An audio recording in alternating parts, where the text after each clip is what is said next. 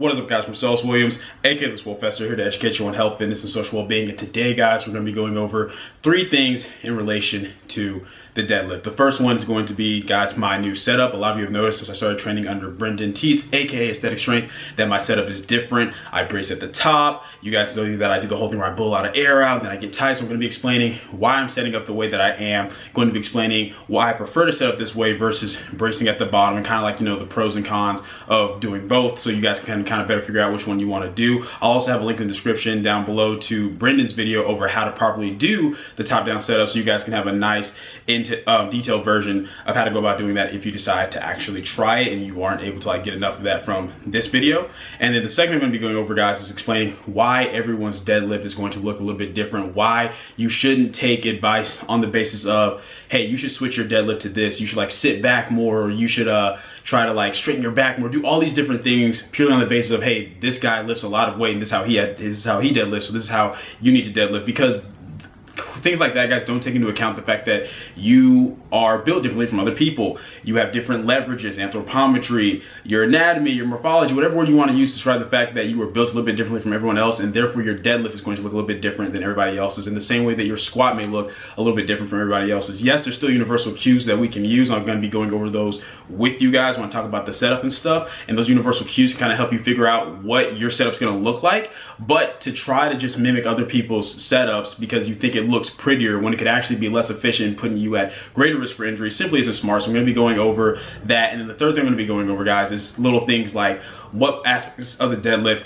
are always dangerous, what aspects aren't dangerous, and why certain aspects are dangerous. Things like lumbar flexion, aka lower back rounding. Is that always bad, or is there ever a time where you can kind of do it and get away with it? And exactly what is so dangerous about it in the first place to where it's gotten like this really negative connotation. I'm going to be explaining all that to you guys. And while all this is going on, you're going to be seeing today's workout, which is day 4, aka my secondary deadlift day. You guys already know, if you saw the full mesocycle breakdown that I did, I think a couple videos ago, that I deadlift twice on this current mesocycle. The first day is the same day as my heavy squats. I work up to a heavy double on deadlifts that's at a set RPE, and then I do 4 back down sets of 2 with a prescribed percentage. Well, on this day, it's always been the same weight, 405 pounds, but the volume is just steadily increased each week. So the first week it was 4 sets of 2, last week was 5 sets of 2, this week will be 6 sets of 2 with 405 pounds. And the whole point of this day is pretty much just to get in more total volume, more total workload, more total practice with the movement without over fatiguing myself so much, because pulling conventional more than once a week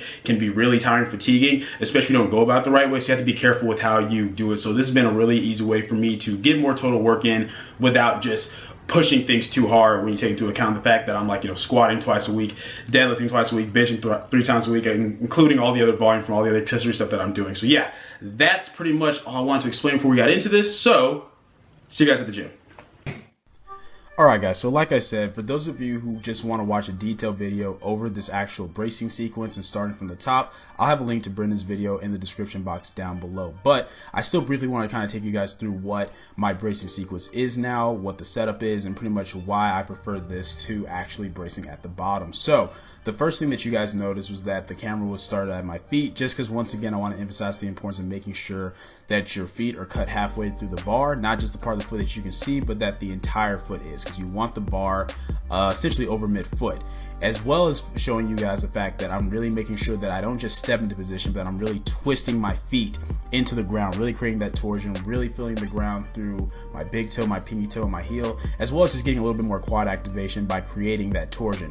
From that point, you guys are going to see that I squeeze my glutes to bring my back out of extension. Then to further bring my back into a neutral position, I'm blowing all of the air out, so that way I'm lowering my rib cage. You guys can see that puts me in an even more neutral position. After that, I breathe all the air into my entire torso, so not just my core, but my chest as well. From there, I go down, pull the slack out of the bar, and initiate the pull. Now you guys are going to notice that the way I'm pulling today is going to be a lot slower than what it usually is, and that's just so you guys can really get a good idea of what the setup is and why I'm doing it. And the reason that I prefer this, guys, the top-down setup, there's 2 main reasons. The first being that it's a lot easier for me to get air at the top and to get nice and tight at the top than it is for me to do so in a bent over position. The second reason is the fact that since I'm starting at the top, now obviously not so much with these clips, like once again, I'm going slower, but if you're able to get nice and tight, then get to the bar quickly, you almost get to simulate that glute and hamstring reflex that you would get during the eccentric part of the motion on, say like the second rep on the deadlift. Because we all know that the first rep on the deadlift, the motion is concentric only because there is no eccentric part, right? You're starting from the ground. But by starting from the top and lowering yourself into that position quickly, you're able to get a similar stretch reflex in your glutes and hamstrings. So that's why I like that.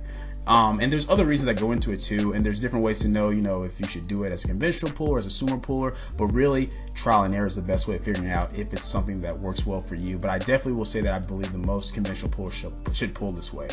Now in this clip, what I want to show you guys is notice how my hips are shooting up, and then before the bar even leaves the ground, I lower my hips, they shoot up to their natural starting position before I come up from the ground. That's because in that first clip with this weight, you guys saw I was probably pulling the slack out of the bar, my hips weren't shooting up, but in this clip I am not, and that's something that's vitally important for figuring out where your natural starting position is. Once again, guys, everyone is built differently. You have different leverages. Your arm and leg length compared to your torso is going to have an impact on your hip height and your back angle and how low you should start. So right here I'm just kind of showing you guys, look, slack pulled out, slack not pulled out, slack pulled out, slack not pulled out. You want to start with the slack pulled out, so that way you can't get your hips any lower than what their natural starting position is supposed to be. And this is just going to be better overall. It's going to make for a more efficient pull. It keeps you from having to yank on the bar, which can lead to back injuries in general, but you're also just creating way more tension and able to better maintain position when you pull the slack out. And right here I'm just showing you guys once again what that looks like. You can see the bar's actually pulled up against the top part of the plate, and that's what you want. Whenever you pull the slack out of the bar properly, not only does it make for a safer but a more efficient pull, but it allows you to really get your hips in their natural starting position, regardless of if other people are telling you that, oh, you should sit back lower to get more glutes and hamstrings. That's simply not the case, guys. Everyone's starting position is going to look a little bit different.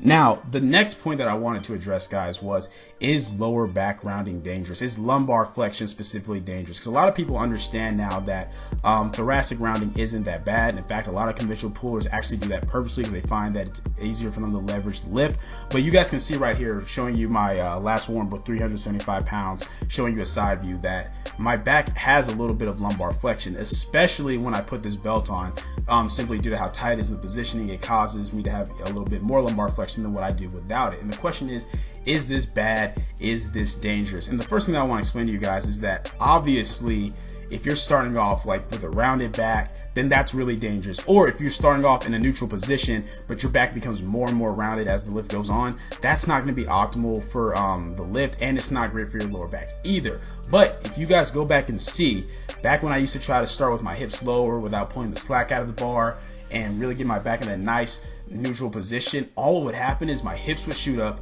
my back would round before the lift would even start, and my back would just round more and more as the lift was going. Whereas in this case, you guys can see that after the movement prep development phase I did with Brendan, my starting position is a lot better. Yes, there's still a little bit of lower back rounding due to how I'm built, but it's nowhere near as significant, and it stays maintained. And that's the big thing, guys. It's all about maintaining your position. Like I said, it's one thing if you go from a neutral back to a rounded back during the lift, or if you pull extremely rounded from the very beginning, especially if there's no type of bracing, because that's going to put a lot of pressure on your spine. But the reality is, guys, all in all, lumbar spinal flexion is going to increase pressure on the anterior portion of your spinal disc no matter what you do. Like that risk is always there. However, maintaining a fixed state of slight lumbar flexion with proper abdominal bracing is not the same thing, and it's not going to be anywhere near as dangerous, especially if you've actually if you've actually built a good base of strength and you've developed the musculature of your spinal erectors, your obliques, your transverse abdominis, your rectus abdominis, pretty much your core as a whole, right? Your abs and your lower back. Then it's just not going to be the same sort of rounding that you see somebody who's starting off or has poor positioning or poor mobility, or just is weaker as a whole. It's not the same type of rounding that you're going to see. You're not at the same type of risk. Now, a lot of people once again think that lower back rounding at all is just due to having a weak lower back, but in actuality it's kind of the opposite. Usually that happens because your lower back may be stronger and is trying to overcompensate and take over, or you may be having a lack of glute and hamstring activation, which is causing you issues with that. And those are things that Brendan and I addressed in my first couple of months of movement prep development phase. That's why we're doing a bunch of beltless deadlifts, a lot of glute and hamstring activation, to make sure all that was settled. But even with that, I still have this slight bit of lumbar flexion, and that's pretty much just due to how I'm built. It doesn't mean that it's not going to get better over time the more that I work on it. as the years come up with movement development phases. But the reality is I'm still in a far safer position right now than what I was before, when yes, I was starting with a more neutral back, but I would end up rounded just because I didn't have as much tension throughout the entire movement. So that's the big thing to understand. It's also important to understand, guys, that from a performance standpoint, a slight rounded lumbar spine is actually going to allow you for a little bit more leg drive and speed off the floor. Now, I'm not recommending that to you guys, especially those of you who don't compete. And I'm not even saying that it's necessarily means that, oh, okay, well, I'm just going to do this purposely so I can get more leg drive. That's not the reason that I'm doing it. My goal is still to get my back in the tightest, most neutral position that I possibly can, but just understand that based upon how you're built, that's going to be easier for some than others. And it doesn't necessarily mean that the way you're pulling is dangerous. Like I said, you guys can see from every view that I've shown you that yes, I start with a little bit of lumbar flexion, but my position stays maintained throughout the entirety of the lift. And that's the biggest thing when it comes to if it's safe or not. So just understand the differences between that, guys. It's sort of like if I tell somebody, hey, you don't want to see like your knees cave in a lot on the squats. That's true, especially if you're someone who's starting off with pushing your knees outward more, right? I don't want to see you going from your knees out to being more in a forward position. But if you're someone where you start your squat with your toes straight and your knees forward, we still don't want to see your knees cave in, but it's okay if they start that way and you're staying maintained in that position as far as knees forward. It's not the same thing as, hey, you were pushing your knees out and then they came more forward in the middle of the squat. It's the fact that you started with knees forward and you pushed through and came straight up. Once again, we still don't want your knees caving in from that position either, but it's just understanding the difference. It's understanding how all of these different things work as far as your anatomy and how your leverages work biomechanically, so that you're not just quickly labeling things automatically as, oh, this is dangerous, don't ever do this, or oh, hey, you need to like start from scratch. Because you guys should already know, those of you who know the channel long enough, I'm the last person who's not going to put his ego to the side if he needs to work on technique changes for the sake of, like, you know, health and longevity, right? I want to live stronger for longer. But like I said, Brendan and I have been doing a lot of work as far as this movement development phase. And I assure you, the way that I'm pulling right now is safe. It is fine. And like I said, it's only going to get better with time. But the main thing I just want you guys to understand was that, hey, your deadlift as a whole, your starting position, your bracing, all that, it's going to vary from person to person. And it's really all about finding the most optimal setup for yourself. It doesn't mean that universal cues don't apply to all of us. Things like, you know, pulling the slack out of the bar. That's something I think everybody should do. Trying to make sure that you really engage your lats on the lift. Something that I think everybody should do. But it's just knowing that even when you apply these universal cues, simply due to your individual build, it can still look very different than, you know, your best friend or your favorite YouTubers or whoever it is that you look up to as far as like these different lifts. So I just wanted to make that clear. And I also wanted to just express that, you know, there's a huge difference between, oh, I just pull this way or I do it this way because I'm too lazy to make those adjustments that I need to, that I know would make my pull more efficient, versus, hey, I don't pull that way because it's simply not efficient for my build. It's important to really objectively look at yourself and analyze that and know what the difference is, because if there's changes that can be made, you should do it. And if it's something that you can't really change, well, work with what you've got. But yeah, that's pretty much all I wanted to talk to you guys about. I will catch you guys next time.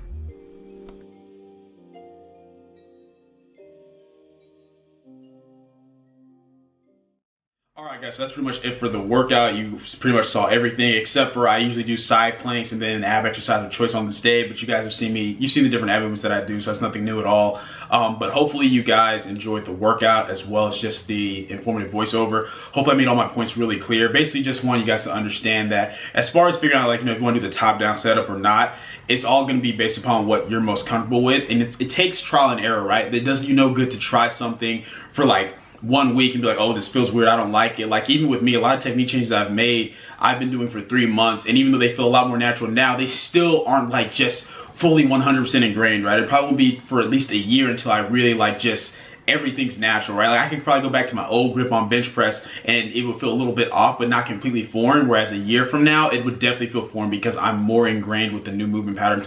So keep that in mind, as well as just understanding, guys, at the end of the day, you don't want to use the stuff that I'm saying to like mask problems that you're having, right? Like, if you know you have a problem like with like rounding more and more as your deadlift's going, for example, then obviously that's something that you address. That's the whole point of like movement prep phases and going through movement development, to get you in the most optimal positioning that you can be. Just understand that the most optimal positioning for you may be different than the most optimal positioning for me or somebody else. It's all about finding what's most efficient for you, what's going to let you lift stronger for longer, because that's the whole point of proper technique when it comes down to it, right? So just keep all that in mind, guys, and then understand, like I said, certain things, understand the context in which certain things are like dangerous or not. Like it's just like with squats, right? When people always say like, oh, don't let your knees go past your toes, which hopefully most of you at this point know that's complete garbage. But even using that as an example, there's a huge difference between someone who starts out like angled, pushing their knees out, and then their legs really buckle in to this point before they come back up. There's a huge difference between that and somebody who starts off with their toes more straight and their knees go forward and they maintain that position